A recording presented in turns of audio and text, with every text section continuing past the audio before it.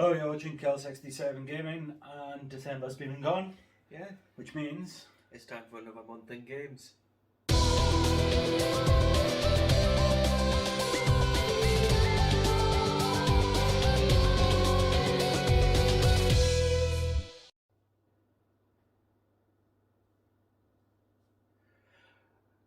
December came with all the usual anticipation for Christmas and anticlimax when it actually happened. Although actually you did alright Christmas, didn't you? Yeah, done quite well. You got a lot of good things and what have you. But in the lead up to and after Christmas, we did play A few games. And played the crap out of quite a few games, I think, as well. I'd say so. So I think we always start with what we picked for each other last month. And for me, you picked Xbox One game. Yes, and it was the follow-up to a game I chose for you the month previous to that. And for you, I did in fact choose South Park: The Fractured Butthole. So you can tell this is my character, red hair. We're taking on the Raisins girls, who are a pain in the arse most of the time, I have to say. You immediately see how different this is to Stick of Truth. It's not the turn-based combat like it was in the first one. Well, it is turn-based. Well, it is turn-based, but it's not it's like a strategy RPG, yeah. so it plays a bit more like a Shining Force or a Fire Emblem than it does, say, a Final Fantasy or a Dragon Quest. One of my favourite characters, Captain Diabetes. Just see that he doesn't do much damage with that running headbutt. No, but he does obviously protect himself and get armour. So. No, just a bit. The thing about this grid system is, though, and I'm sure you've noticed here, that it can make the fights a little bit more drawn out because you have to do your movement as well as your attacks. And yeah, and your attacks have a certain range as well, don't they? They do, aye. I mean, not that that's particularly a bad thing, but it's just different and it's a little bit slower than Stick of Truth. I think overall I prefer Stick of Truth, but I mean, this still got all the same humour in it and all that sort of thing. And it is a direct sequel to Stick of Truth. At the beginning of the game, you do start still in the Stick of Truth world until Cartman decides that we're playing superheroes now. And that's obviously where we are. But the two girls left here, you can see that they're not looking the best, so we'll... No, they're not in the best of shape. I'm sure we'll be able to quickly dispose of them. Not before one gets a bloody closet.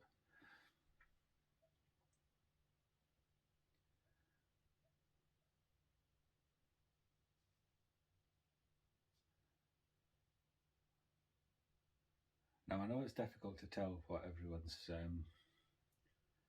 superpowers are, but Captain Diabetes is his superpower. The Coon, I'm guessing, is like Wolverine. Obviously you've got the human Kite there, and my character, whose superpower is farting. So I did play a good bit of this game. I haven't quite finished it yet, although I think I'm very close. It's very it's different and the same as Stick of Truth. You saw there that the fighting mechanic is very much a tactical RPG. Yeah, it's more strategy orientated. It is.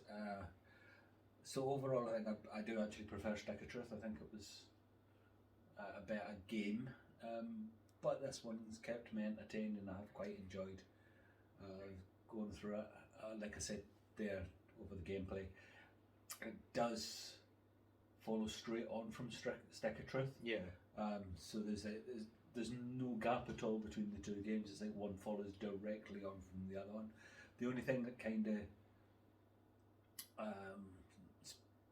like breaks the immersion, certainly for me, because I played Stick of Truth on PlayStation and played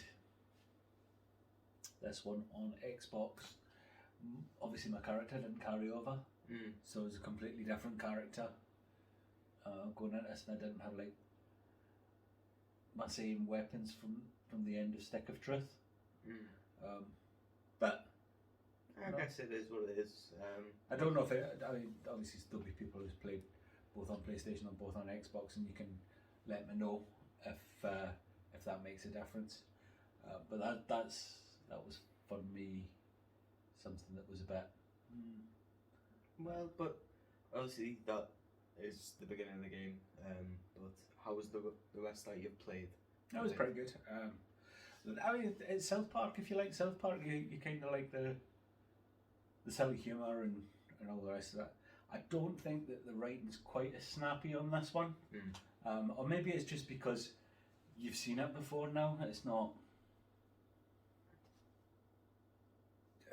The first one, Stick of Truth, it was really something different, and maybe if you played this one first, you'd get the Stick of Truth.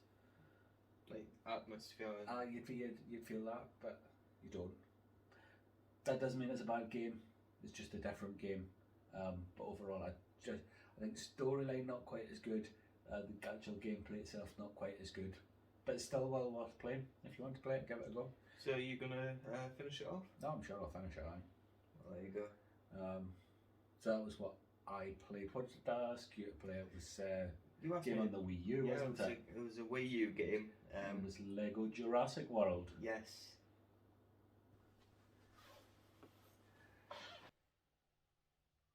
Now, obviously, this is the game that you did ask me to play. Yeah, and it struck me that playing it on the Wii U was like a natural fit for where this game should be played. Probably, I'd say obviously in the bottom left you can see that there's a little icon which You might not see because it's behind us, but there's like a little icon which you can like choose to take the screen off the gamepad and on it, so which obviously provides a bit for two-player as well. Well, I was going to say that what I quite liked when I just jump in and help you with bits of that was that when you play two-player, one plays it on the gamepad and one plays it on the TV. Unless you're obviously quite close together, which then it's no difference in actuality. But I did complete the first movie, like part of the game, and this is the Lost Worlds that I'm starting here. Well, are we going to finish the Lost World and go on to whatever the third one was? And then Jurassic World's also in there. So Is Fallen Kingdom on it?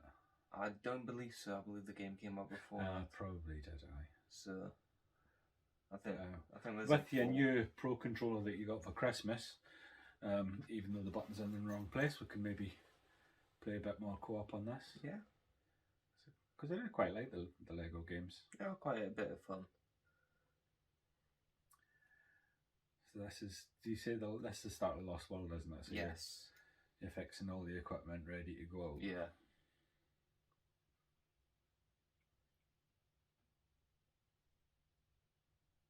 I know if it goes, I guess.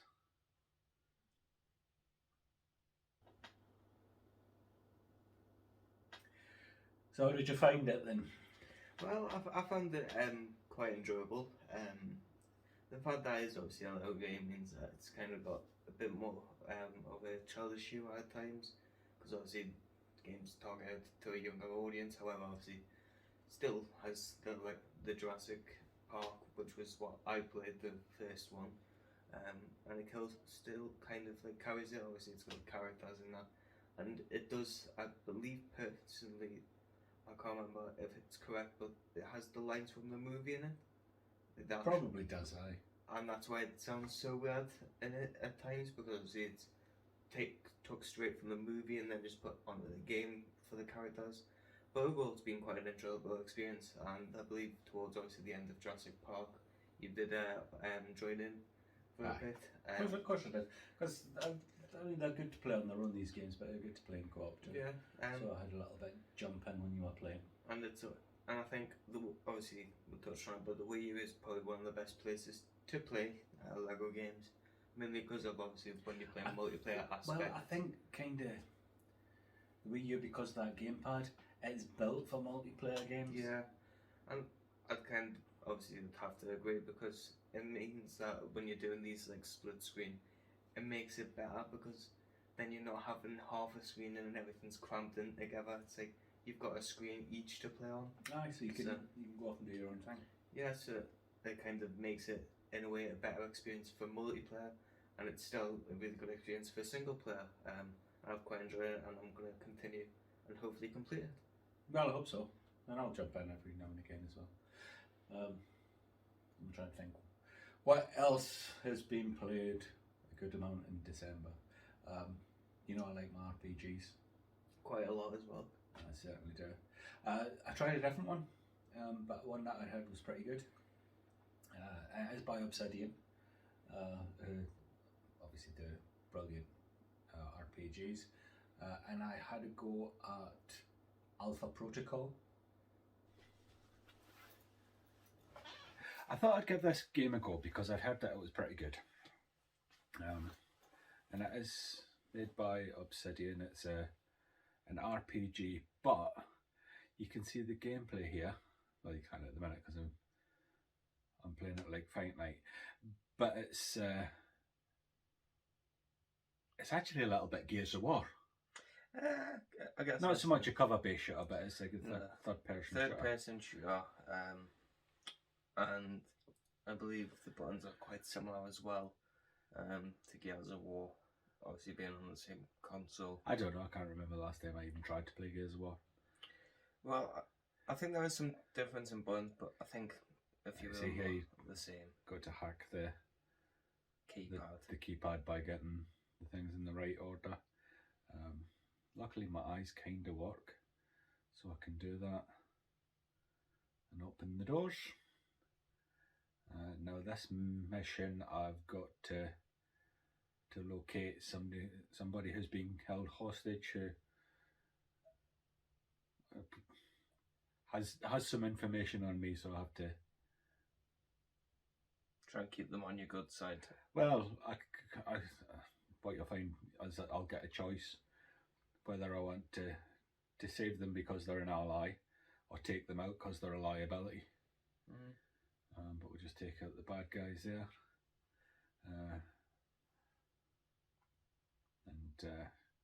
There's like a little exchange here.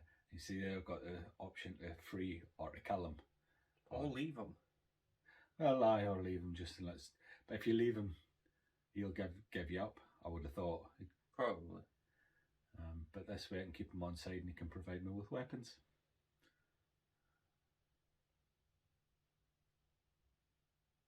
Although he's not looking too grand. No, he's not in the best of shape.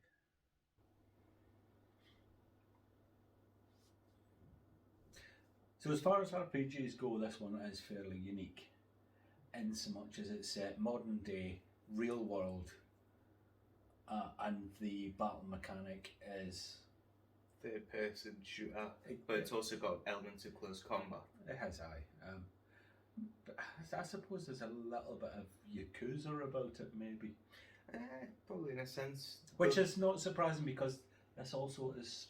It's got Sega, who's published by Sega, right? So maybe that's not such a big surprise. But it's typical Obsidian fare where you've got your, even when you're talking to NPCs, the way you interact with them, sort of it all builds into the story and how your actions actually have how your story pans out. It's not really there's missions in it, but it's not linear in so much as you can choose between which cities you want to go to and which. Yeah, you do have your choice instead of being told exactly where to go, what to do, So obviously, like different places you go, you'll get different perks with, well, depending on how you play it, with finding arms dealers and that sort of thing. But again, that can all go tits up if you speak to them wrong. So you kind of have to find the right ways to. Well, once you've played it, you've played it. So if you mess it up, you mess it up. Yeah. But I've actually really got into it. Although as someone who's not really that much into shooters, the shooting mechanics and the bosses that I'm up to now, like the shooting sequences, are starting to get quite tricky. I think you even had to go at one and fell flat on your arse, didn't you? I think I was about halfway through it, if I remember correctly, but it's kind of the armor system that gets me. Because normally, obviously, you have health regeneration, but bosses typically don't. However, in this game, obviously, They you've do, got yeah. armor and then it regenerates, so it's obviously unique as well in the combat systems, I'd say. Well, it means that you can't be quite so cowardly. Yeah, you can't just run into a corner and hide and just. Pick them off the audible at a time, because you have to really Go for it. to get rid of the armor, Yeah. and then start get attacking rid the of the health before you run away into a corner and hide. And with the boss that I believe I was doing, every once in a while, like even if you hadn't got the health, they disappeared and just they came back after a while with full armor. They do that and leave you to deal with a lot of the minions, so that you don't get a chance for your armor to regen. They do that.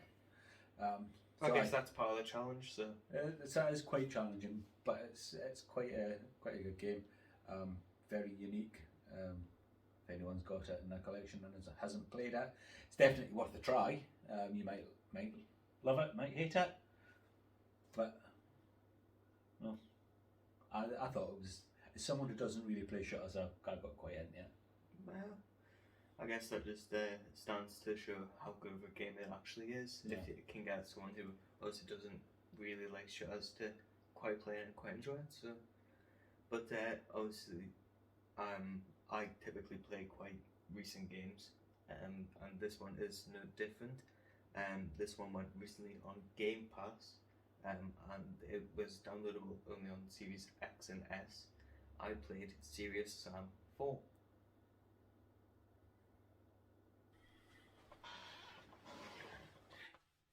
You got into this quite early on.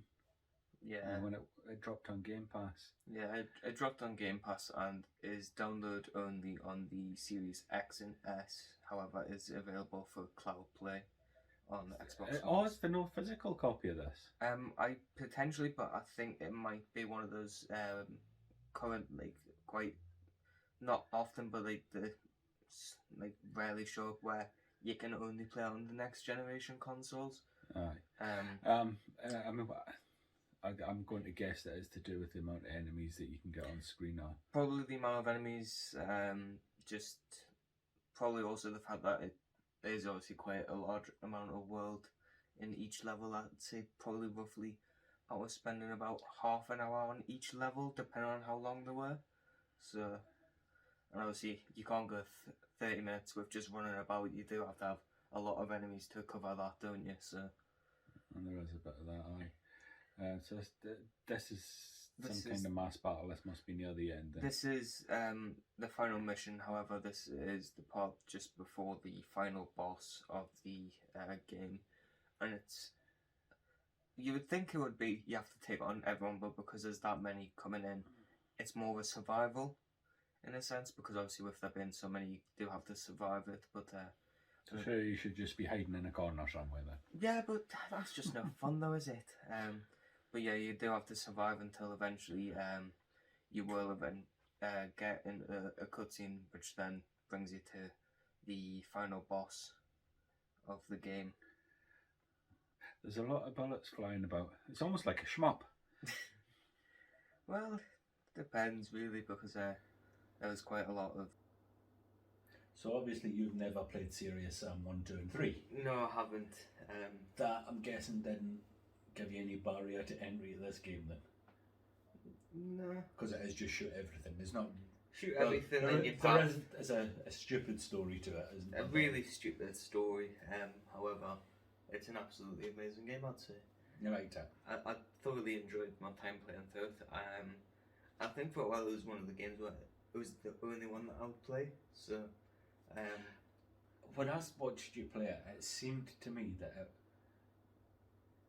it was kind of like classic Doom with modern graphics. in a sense, Like the number of enemies and the run and gun aspect of it, and I suppose that kind of makes sense because the original Serious Sam way back when was more or less a Doom clone.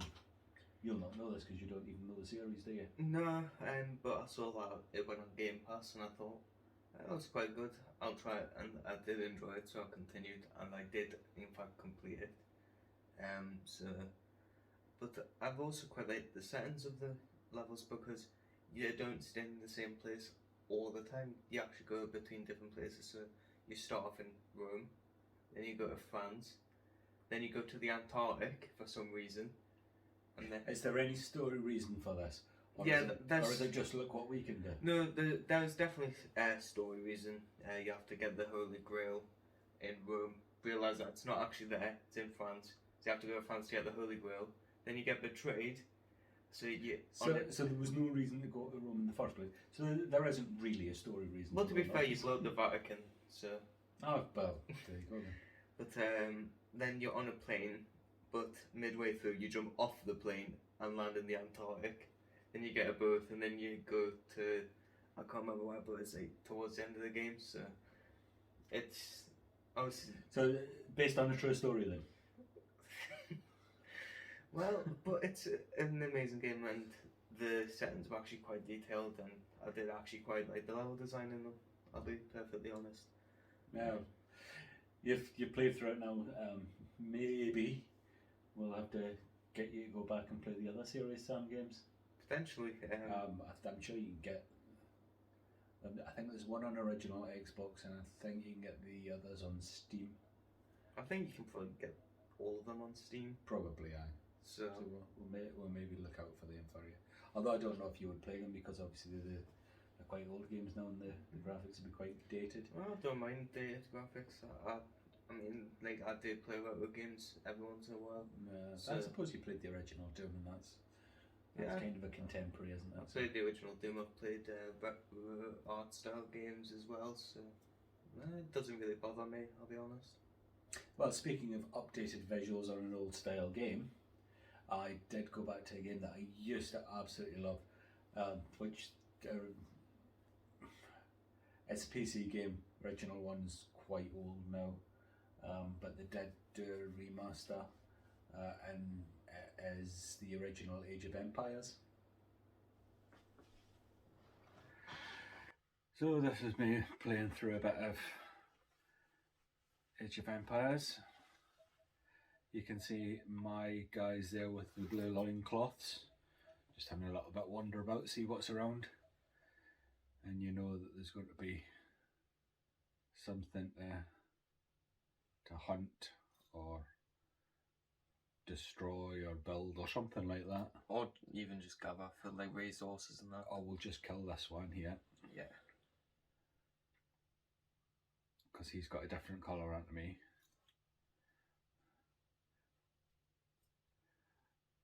Do you think for people that live like in Compton, this is a bit close to the bone? People wearing blue and red killing each other.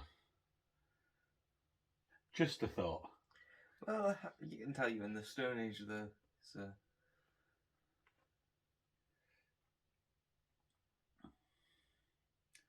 Another couple down here just to take out.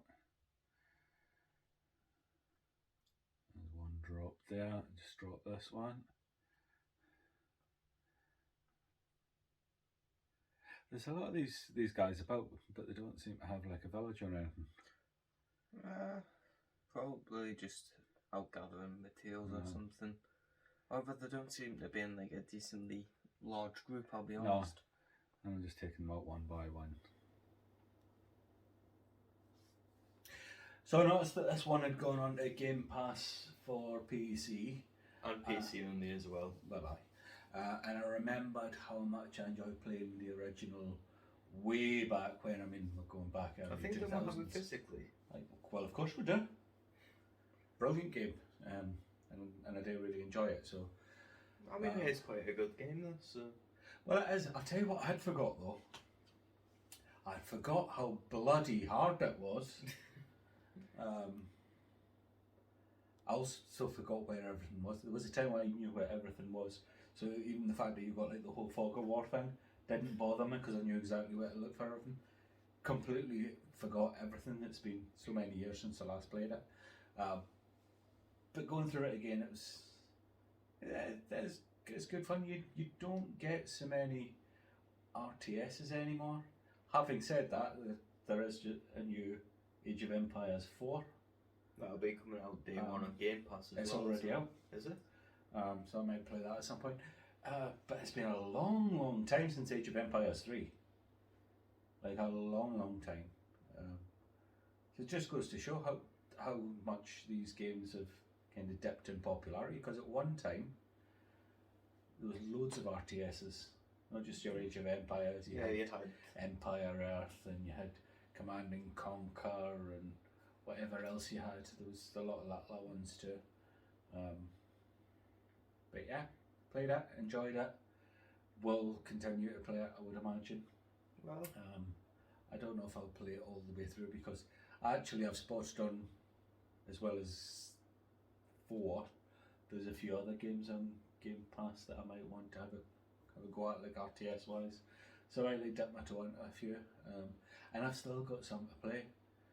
I still never got round to StarCraft 2 or Dawn of War 2, so and that's so time consuming, these games.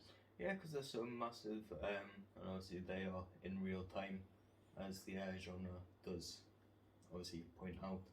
So yeah, sometimes your battles can take a long time. I think we recently got another Total War game, the medieval one as well. I think that's sitting upstairs somewhere. I think it's like hasn't been installed. I think it's like Battle Total War, and it's like medieval, and then it's got the Viking invasion. But that's expansion. a massive one. But, So, Age of Empires was not the first I played, because obviously that was Command and Conquer.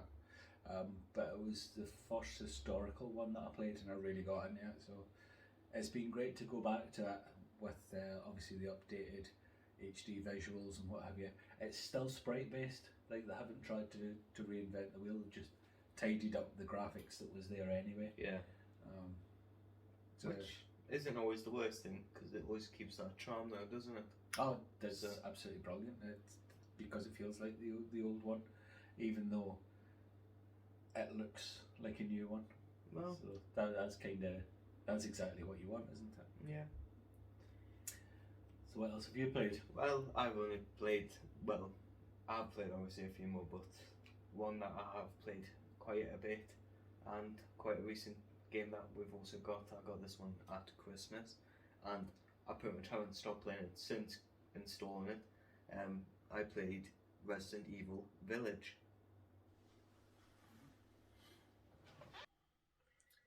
So this is like the only game that you got for Christmas, isn't it? No, You'd have thought so, though. you would have thought, because it's the one that I instantly downloaded and started playing, and as you can see, this is actually the final boss of the game. This is Spoilers. sorry, but the game's been out for a little bit of time, and this is just where I was at in the game, and I didn't choose anywhere in particular. This is just the very end, but I've got a decent amount of weapons, as you can tell. I've got. So what's this? You're fighting a tree? No, this is Mother Miranda, who kind of is like the leader of the village. The trees? No, of the village, and there you go, just finished her off there.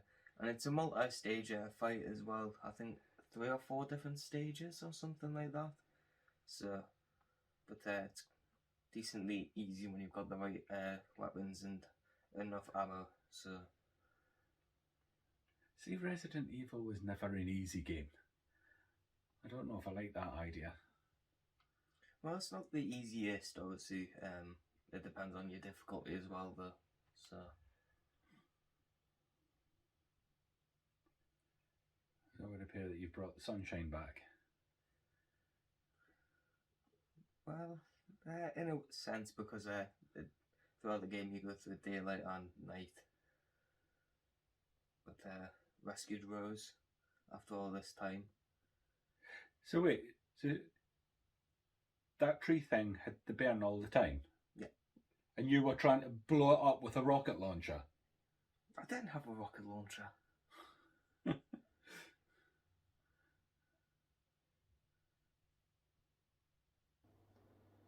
the cheeriest ending ever.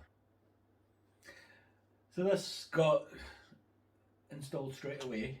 Installed straight away, played straight away, and completed pretty much straight away as But well. Did you say straight away? Took you best part of 10 hours? 7 hours. I think it was exactly. 7.5 hours. And then after that you went and started playing, there was another mode on it? Started playing the Mercenaries, which is a bonus extra mode which you get for completing the game just for the first time. And I've really enjoyed it, I'll be perfectly honest. I think This whole mercenaries mode, I don't understand. I totally get, like in Call of Duty or Red Dead Redemption or whatever it is, zombies mode something different. But zombies mode in Resident Evil seems like Resident Evil. Duh. Pretty much. Well, you say it's a zombies mode. It's not just zombies that are obviously the enemies in Resident Evil Village. You've got like lichens. You've got like slow, but like they've got like a sickle. You've got the different types of boss enemies. So you've got the vampires in the castle. You've got the four lords, being Lady Dimitrescu. You've got, I believe, is it Bien Terror or something? I don't know. I haven't played it. Who is a doll, which in the house you actually lose all your weapons for, and you have to do a puzzle. Then you've got Moru, who is in like a swamp, who turns into a massive fish, who is like, you've got like a small little arena to fight in, and then you've got Heisenberg, and then that leads up to the final boss, which is Mother Miranda. Heisenberg. Yes. So this is an officially licensed Breaking Bad game. No.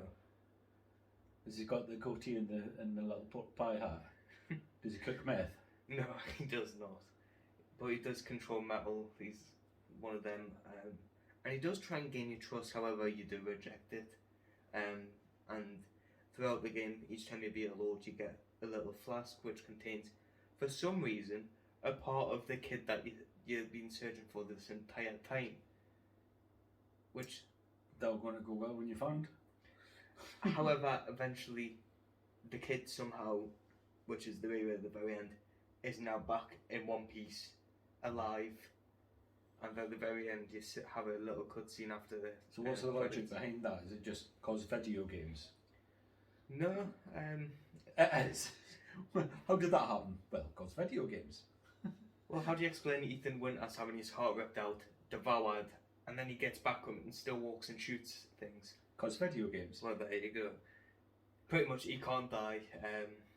But it's an absolutely a brilliant game, and I can't say how much I believe, if it's correct, what I think could be of the next one, how much I'd be looking forward to that one, because apparently... Well, it's not out yet, so It's not out yet, but apparently it might be continuing the story for one last game. And usually they do these things in trilogies, don't they? Well, apparently they're doing this one in a trilogy, and I have quite enjoyed it, and just like 7, which I do probably need to go back to at some point and get that platinum, I'm going to try and do it for Village as well. Well, but good luck with that. That's something that I'm going to have to do in the future, because with my first playthrough being 7 hours and one trophy you have to do it within 3, I'm kind of going to have to cut down some time on that. Good. Well, I'm still decently good at it. I just need to cut down the time of watching all the cutscenes, getting all the different bits and bobs, and trying to find all the treasures and stuff, so kind of need to cut all that out. Well, you've gone back to a series that you quite like. I've gone back to a game that I really like, a game that I play really quite regularly. I probably play it every year, or one of the games in the series. I've already played one this year, but this is the original on the PS1. This is Konami's RPG Suikoden.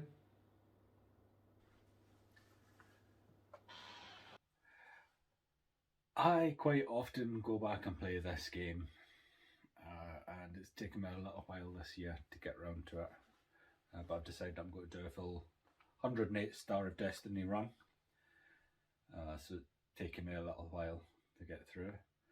You can see here we're doing a little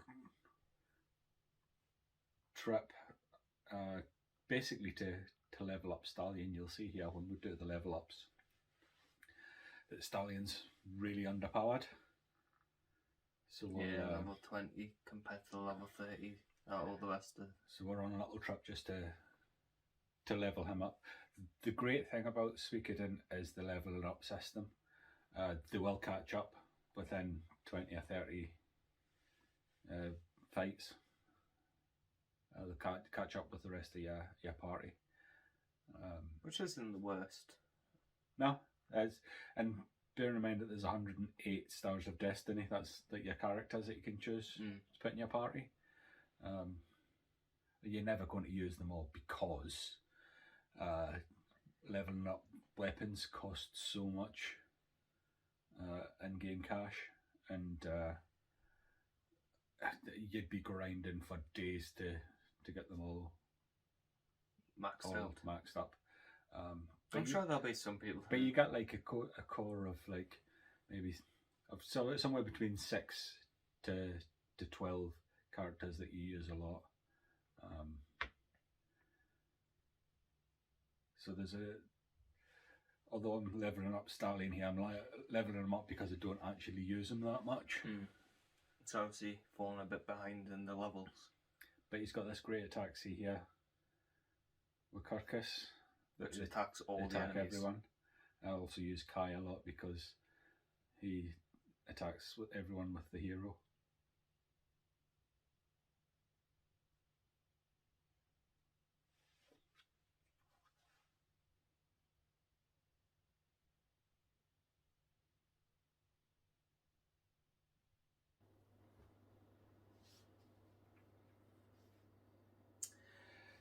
So I'm a good way into this game now. I haven't actually finished it, but I will. I'm going to do a full 108 Stars of Destiny run on it, which makes the game last a little bit longer. You've got to recruit absolutely everyone in the game. But, spoiler alert, although, you know, like, we're not talking about a 25, 26-year-old game. You know, I'm sure I'm allowed to hit a spoiler here. Getting all 108 is the only way that you can resurrect Gremio at the end. Yeah, well. So pretty much like a true ending. Well, it's the best ending you can get to get all 108 stars.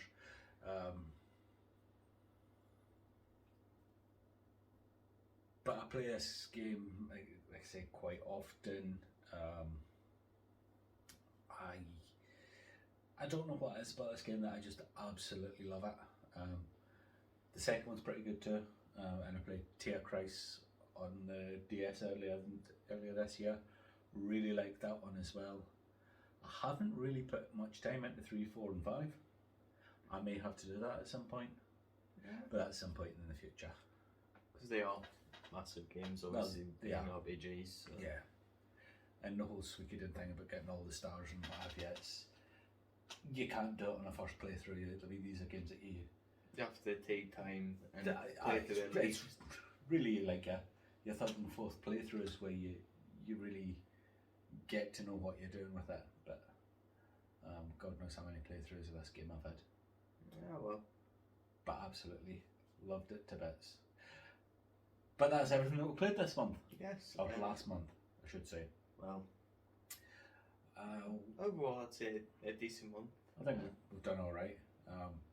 And obviously had Christmas, had some good pickups at Christmas, so you get some good stuff. I think already put that video, the pickups video, out by the time this goes out. So if you haven't seen it already, you can go back and see what the big fat man in the red suit came with. We're just left now with what games we're going to choose for each of us to play next month. Yeah, exactly. So who do you want to go first? What have you chosen for me then? Well, this actually was really easy for me. I've just picked one of the games that you got for Christmas. and I'm sure you're going to play it anyway, but Deathloop on the PS5, I'm sure that you'll play that for hours and hours on end. Probably. I've already started, but Right, okay. I'm not far into it. I'll be perfectly honest. I'd say probably a maximum hour, hour and a half, Right, well, which isn't. there you go. Get done.